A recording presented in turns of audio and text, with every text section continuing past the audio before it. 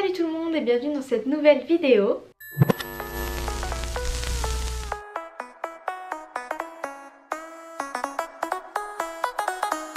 Aujourd'hui je suis ravie de vous retrouver pour parler de tout ce qui est achat puriculture. Cette vidéo sera en deux parties, il y aura la première partie aujourd'hui et la deuxième partie qui sera la semaine prochaine.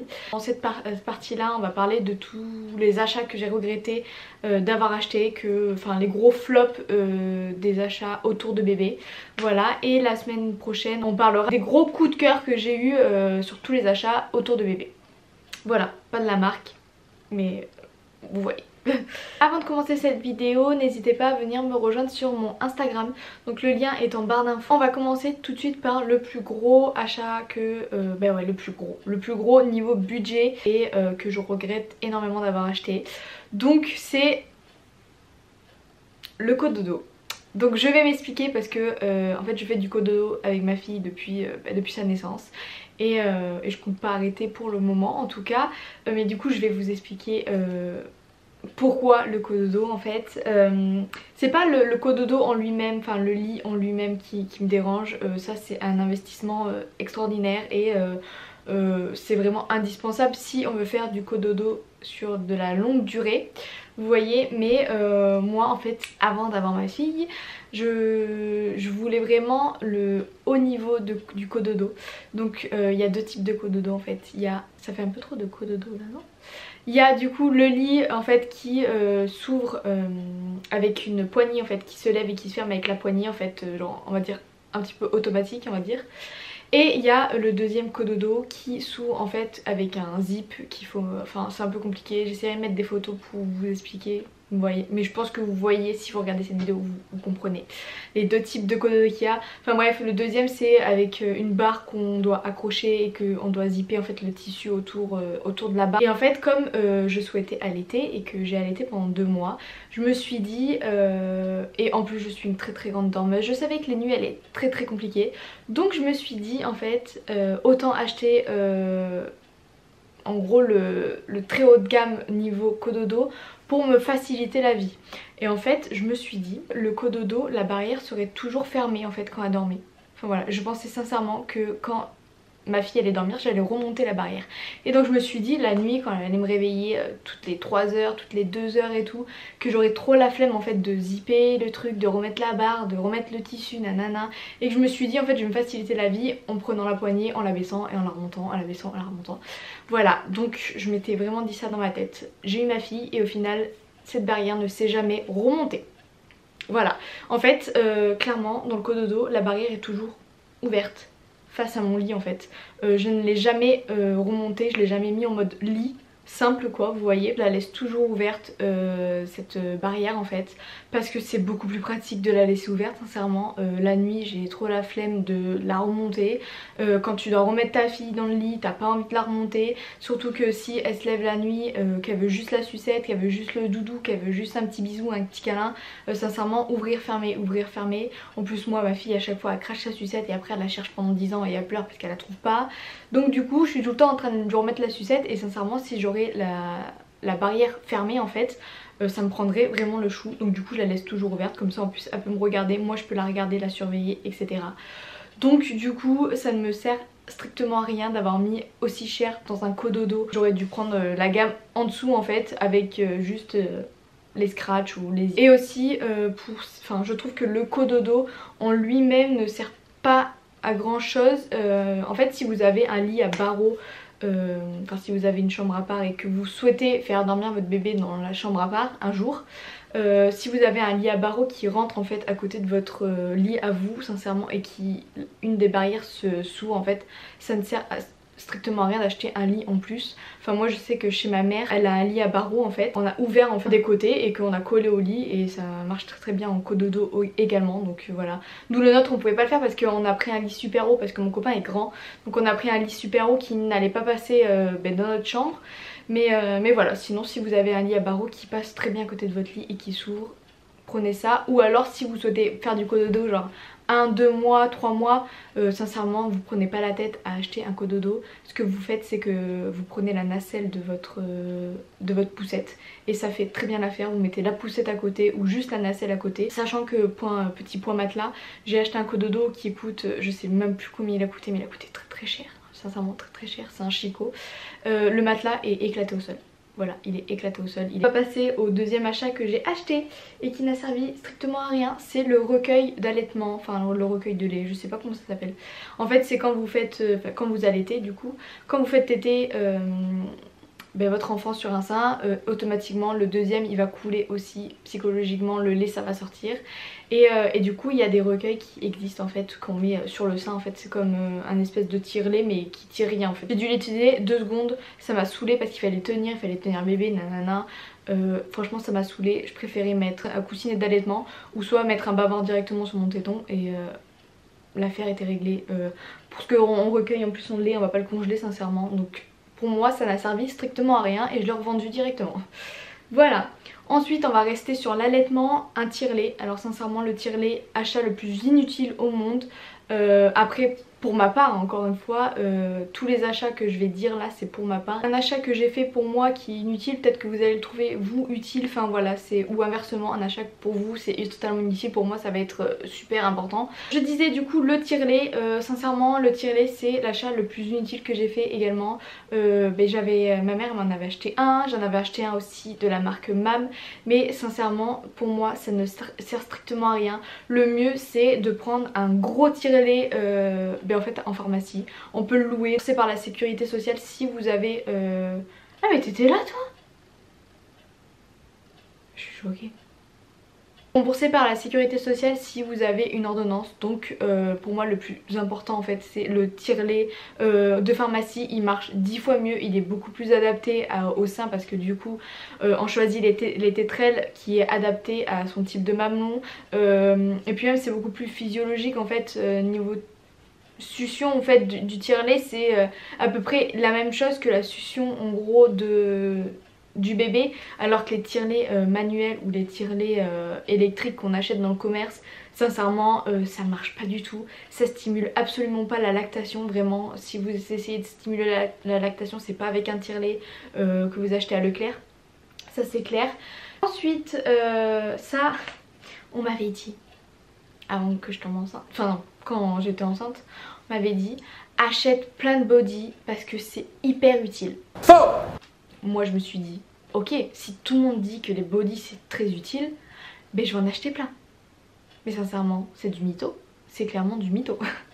Enfin personnellement pour moi ça me sert à rien. J'ai acheté excessivement, peut-être trop même, de body. Mais au final j'ai une machine à laver quoi, je fais des roulements tout simplement et ça me sert à rien. J'ai plein de body que je n'ai jamais mis, en plus un bébé ça grandit vite, donc pour moi ça ne sert à rien d'acheter dans l'excès des body. Alors ok bébé des fois fait des fuites, des fois fait caca dans son body, le salit, transpire, bave dessus et tout, mais on change de body, mais on change pas de body 4-5 fois par jour, enfin je sais pas. Après peut-être que j'ai ma fille qui fait pas beaucoup pipi caca à côté de la couche ou qui bave pas énormément, mais enfin je sais pas. Moi je change pas beaucoup de body et du coup ça me sert. Ce que je regrette énormément c'est d'avoir acheté des couches en gros lot avant de savoir si oui ou non ma fille allait aimer ces couches là, enfin allait les supporter et les tolérer. Donc moi ce que j'avais fait c'est que je voulais absolument des couches en fait bio, 100% coton, enfin bref voilà, sans parfum, sans truc, sans machin. Voilà, je voulais absolument des couches comme ça. Donc je m'étais tournée vers Love & Green, mais ça je ferai une vidéo sur les couches parce que j'ai essayé plusieurs couches, donc je ferai une vidéo plus approfondie sur le sujet. Mais voilà, du coup je m'étais tournée sur les Love & Green et j'avais acheté en fait sur vente privée, il y a beaucoup de ventes en fait où c'est moins cher. Du coup j'avais acheté énormément de couches en fait, je me suis dit c'est sûr elle va les mettre toutes et tout, en plus ça va bien accepter, c'est bio nanana. Et bien rien du tout hein, voilà, les tailles 1 ça a été, à partir de la taille 2 c'était une catastrophe, donc du coup au final elle a grandi super vite, elle est passée très très vite à la taille 3 après, ça n'a servi à rien du tout, j'ai dû tout revendre et heureusement que je les ai vendus. Si vous voulez tester des couches, il vaut mieux acheter plusieurs paquets et tester au fur et à mesure, mais faire un stock de couches avant sa naissance ça ne sert strictement à rien, mais ça on me l'avait pas dit en fait. On m'avait pas dit, moi je voyais tout le monde le faire donc moi je l'ai fait. L'achat le plus inutile aussi c'est les chaussons. Qui met des chaussons à son enfant? Non mais sincèrement. Moi j'avais acheté des chaussons, on m'a acheté des chaussons que je n'ai jamais mis à ma fille parce que déjà en plus elle est née prématurément. Si vous n'avez pas vu ma vidéo, je vous laisse la vidéo juste ici sur mon accouchement prématurément où j'ai tout expliqué. Mais elle est née prématurément donc du coup ses pieds sont plus petits que la normale. Donc du coup les chaussons ne servent strictement à rien. Voilà. Je n'ai jamais mis des chaussons à ma fille, je lui mettais des chaussettes pour qu'elle ait chaud à ses pieds. Mais les chaussons je vois pas l'utilité en fait. Prochain achat du coup c'est la veilleuse. D'ailleurs vous allez la voir, la veilleuse. Moi j'ai une veilleuse baleine. Et en fait je l'ai mis dans les flops mais c'est aussi un top. C'est un flop top. Enfin je vais vous expliquer. En fait c'est super bien quand par exemple vous allaitez, vous mettez la veilleuse comme ça vous n'avez pas la grosse lumière dans votre tête vous voyez. Ou quand bébé commence à s'endormir, moi je la mets en fait dès que je la mets au lit parce que maintenant on fait l'endormissement autonome. En fait dès que je la mets au lit, je la mets la veilleuse pour que j'ai un œil sur elle le temps de voir qu'elle s'endorme. Et quand elle s'endort, ben, on la coupe. Mais en fait moi ma fille, après peut-être que c'est ma fille, je sais pas les autres bébés. Mais moi ma fille déteste dormir avec la lumière. Ça veut dire qu'elle veut être dans le noir complet. Et donc du coup ben, la veilleuse je la mets pas toute la nuit en fait. Peut-être qu'il y a des bébés qui aiment avoir de la lumière toute la nuit. Mais moi elle déteste, dès qu'il y a un peu de lumière c'est mort, elle dort pas. Avant on avait une caméra qui la filmait, elle faisait trop de lumière et elle dormait pas de la nuit. Tout c'est pratique pour l'allaitement, c'est pratique pour le début de l'endormissement etc. Mais encore c'est pratique que maintenant, on l'utilise que maintenant à ses 4 mois. Parce qu'avant on l'utilisait pas vu que c'est nous qui l'endormons et qu'on la mettait directement dans son lit. Maintenant qu'on fait l'endormissement autonome, alors là oui c'est un peu plus utile. Mais voilà c'est utile sans être utile parce que du coup ça ne sert strictement à rien. Enfin dans le sens où elle kiffe regarder les poissons. Mais c'est pas la veilleuse en mode j'ai peur donc je préfère être avoir de la lumière pour dormir. Prochain achat... Je vais pas dire, ça va être comme la veilleuse, c'est pas inutile et c'est pas utile. En fait je l'ai utilisé mais ça a été inutile dans la continuité en fait. C'est un chauffe biberon. Ça a été très utile quand j'allaitais et que je donnais mon lait en biberon.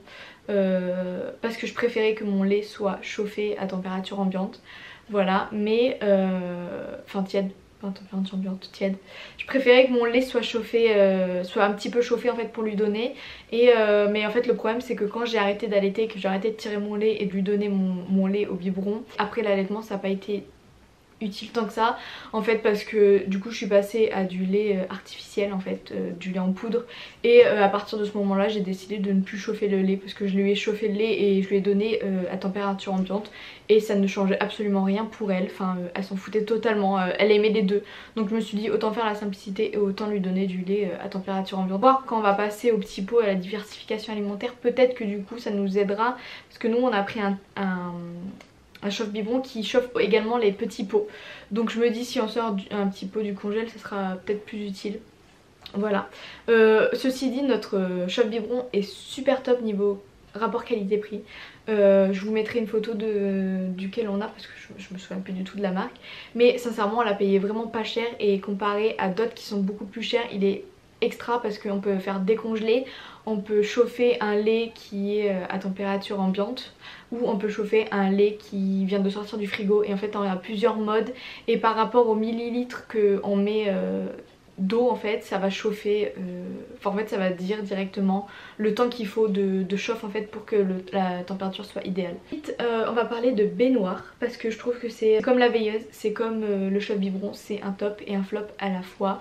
C'est un top dans le sens où on est obligé d'avoir une baignoire, enfin nous on n'a pas de baignoire classique en fait.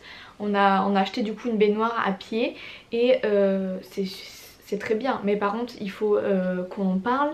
Je sais pas si je suis la seule mais c'est trop petit. Enfin ma fille a 4 mois et encore elle est pas grande, elle fait que 60 cm mais elle ne rentre plus dans la baignoire déjà. Donc je ne sais absolument pas comment faire. Peut-être que quand elle se tiendra assise, et ben on lui donnera le bain assis. Mais là en attendant elle se cogne de tous les côtés. Les moments les magasins et les industries en fait qui font les baignoires ne se sont pas dit il faudrait peut-être inventer une baignoire un peu plus grande pour les bébés plus grands. Parce que du coup à 4 mois je vais pas faire prendre une douche à ma fille quoi. Vous voyez? Enfin bref, ça et les baignoires sans pied. Moi ma mère en fait chez elle, elle a acheté une baignoire pour ma fille mais sans pied qu'on met par terre. et c'est une catastrophe. Sincèrement, n'achetez absolument pas une baignoire sans pied. Parce que nous du coup on s'est dit on va la poser sur la table. Sauf qu'avec l'eau, pour la poser jusqu'à la table, c'est même pas la peine. C'est même pas la peine, elle est trop lourde, tu peux pas lever la baignoire avec de l'eau dedans. Donc c'est pas la peine. Et baigner un enfant par terre à quatre pattes, couché, c'est même pas la peine. Je vous explique, vous allez vous casser le dos plus qu'autre chose. Ne testez pas, sincèrement ne testez pas. Et du coup on va parler du dernier achat inutile qu'on a acheté à notre fille. C'est en fait nous on a acheté une poussette trio Chico avec les 3 roues, je sais plus comment ça s'appelle. Enfin bref, et donc du coup cette poussette était vendue avec une base autofixe. J'en avais déjà parlé sur Instagram avant que j'accouche, de la base autofixe sur Instagram. N'hésitez pas à venir me rejoindre sur Instagram d'ailleurs, le lien est en barre d'infos. Et j'en avais parlé et c'est une catastrophe, sincèrement. Il n'y a rien de mieux que la base Isofix. Donc la base Isofix, c'est celle que tu accroches directement au châssis de la voiture. Donc tu l'accroches sur le sol et tu l'accroches à l'intérieur de la voiture. Donc en gros ça ne bouge absolument pas, il n'y a aucun risque s'il y a un accident ou pas. La base autofixe, c'est un siège en fait que tu poses, c'est une base, je mettrai la vidéo du test, du crash test que j'ai fait. C'est une base que tu mets en fait sur le siège en fait et que tu accroches avec la ceinture de sécurité. C'est de la grosse merde, sincèrement. Vaut mieux investir dans une base Isofix. Alors certes ça coûte assez cher, parce que nous on l'a payé plus de 100 € il me semble. Mais sincèrement au moins on est tranquille, on sait qu'on peut faire de la longue route, on peut faire des petits chemins de campagne et tout, et elle ne bouge pas notre fille. Elle a fait le tour en fait de tous les achats inutiles et enfin tous les achats que j'ai regrettés. C'est pas inutile parce qu'en soi c'est utile pour certaines personnes. J'espère que cette vidéo vous aura plu et que ça vous aura un petit peu aiguillé et aidé dans les recherches que vous allez faire.